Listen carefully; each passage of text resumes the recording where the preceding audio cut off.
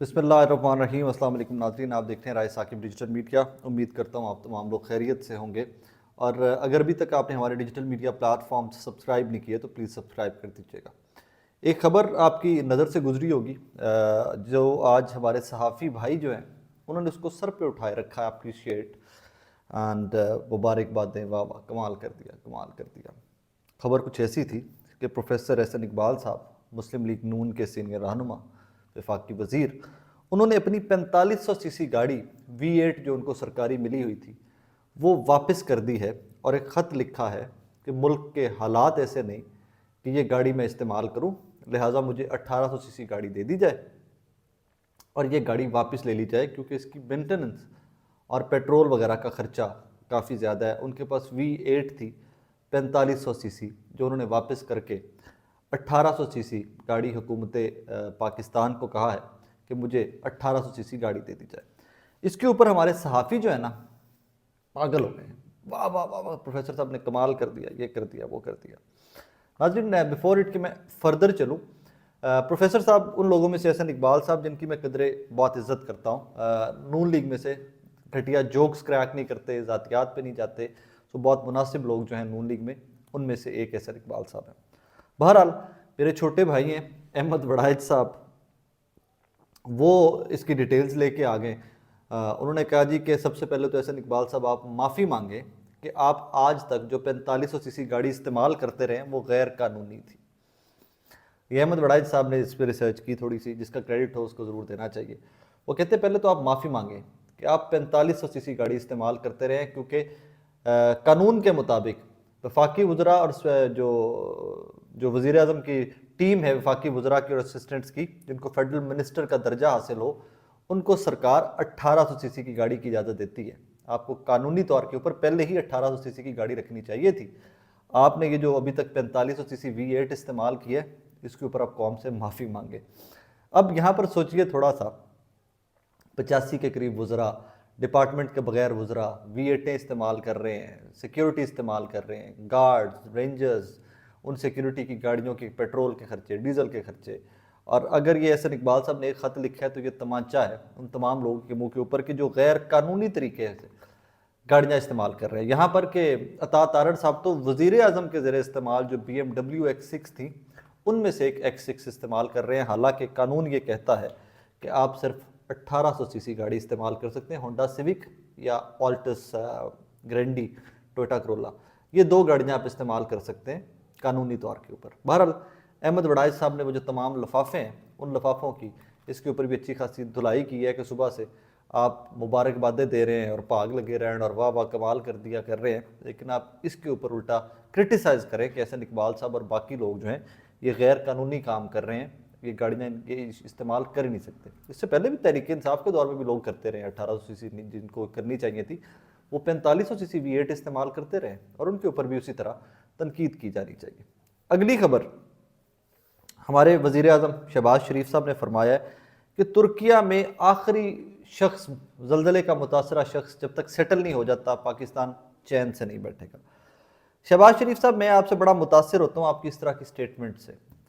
आप इतने एक अजीब सी दुनिया में रहते हैं, आप पता नहीं है, मैं इसके लिए कोई सख्त जुमला नहीं इस्तेमाल करना चाहता, आप पाकिस्तान के हकीकत के जो वाक़यात हैं ना, हकायक हैं, आप उनसे कटे हुए हैं। आप तुर्की चले गए सूट पहन के, जाना चाहिए, मुस्लिम मुल्क है आपका, हमारा भाई है, हमारी मदद करता है औके सौके टाइम में। और भाई इस तरह की स्टेटमेंट अपने सैलाब जदगान के लिए भी तो दो, वो आज भी रोडों पे बैठे हुए हैं, वो आज भी तुम्हारे मुंतजिर हैं कि शहबाज शरीफ आए करे साढ़े इतने कोई मामलात बेहतर होंगे। तुम तुर्की जाके स्टेटमेंट दे रहे हो भाई कि हम जब तक तुर्की के एक्सक्यूज मी कि जब तक तुर्की के मामलात बेहतर नहीं होंगे हम चैन से नहीं बैठेंगे। भाई पहले घर से सामभ लो अपना। वो लोग ठंड में मर गए जो सैलाब मुतासरा थे, गुर्बत से मर रहे हैं, खाने को उनके पास नहीं, फसलें उनकी तबाह, घर उनके तबाह, पूरे पूरे देहात, पूरे पूरे शहर तबाह। सिंध में भी डूबे पड़े बैठे हैं लोग, सड़कों के ऊपर रातों को सोते हैं टेंट लगा के, छतें उनके सरों के ऊपर है नहीं, खुले आसमान तले सो रहे। आप तुर्की जाकर ड्रामे कर रहे हो, सूट शूट पहन के वहाँ जाकर हमें बता रहे हो कि जी तुर्की में आखिरी शख्स, मुतासरा शख्स की बहाली तक पाकिस्तान चैन से नहीं बैठेगा। क्यों पाए?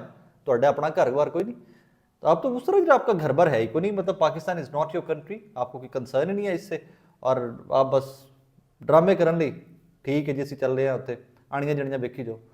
हाँ कराया करो, you can do better than that.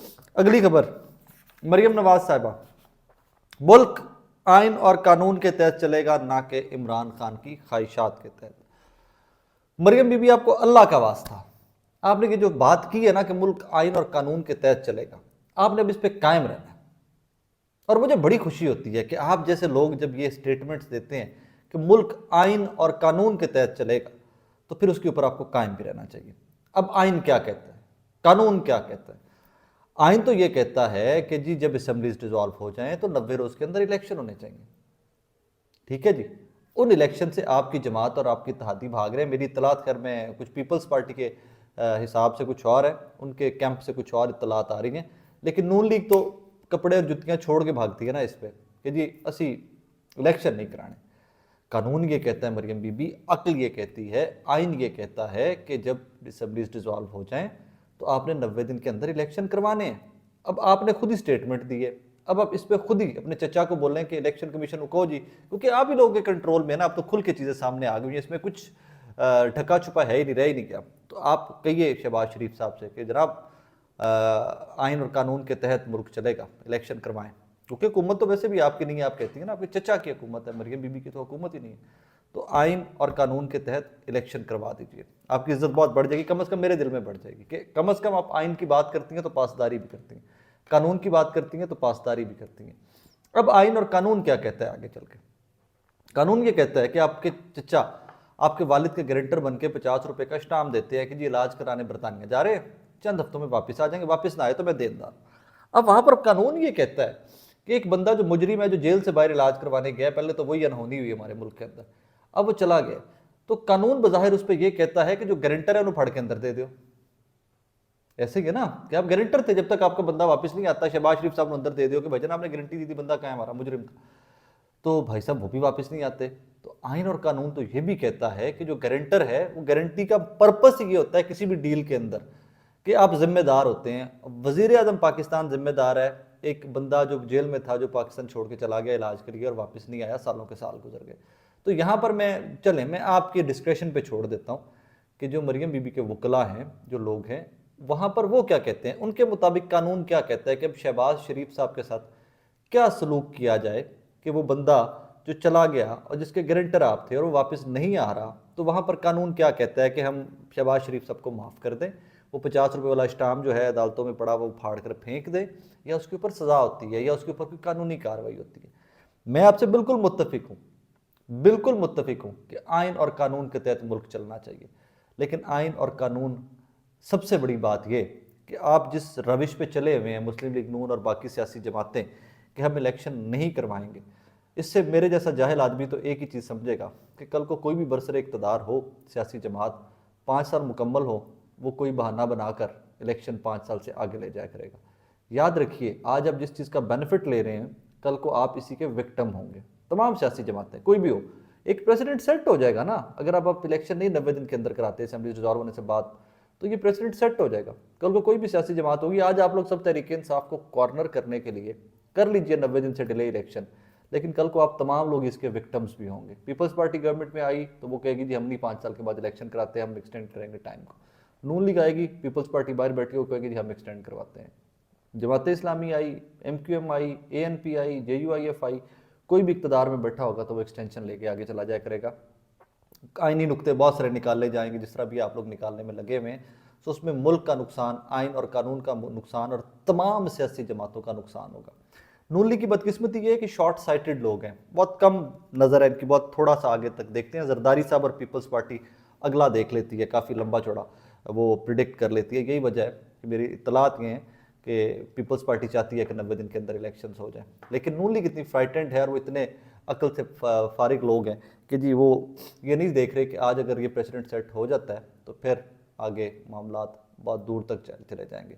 बहरहाल दीज आर द अपडेट्स। और प्रोफेसर साहब, आप मेरे बुजुर्ग हैं, मैं इज़्ज़त करता हूँ आपकी, लेकिन भाईजान फिर मामला आते हैं जी चलते होंगे ने कि आप गैर कानूनी करेंगे तो अहमद बड़ाई साहब जैसे रिसर्चर बैठे हुए हैं वो पकड़ लेते हैं। इस मुल्क को दुआ में याद रखिएगा, बहुत सारा ख्याल रखिएगा, मेहनत में हम लोग कमी नहीं करते, मामला कोई मुकद्दर कहिए।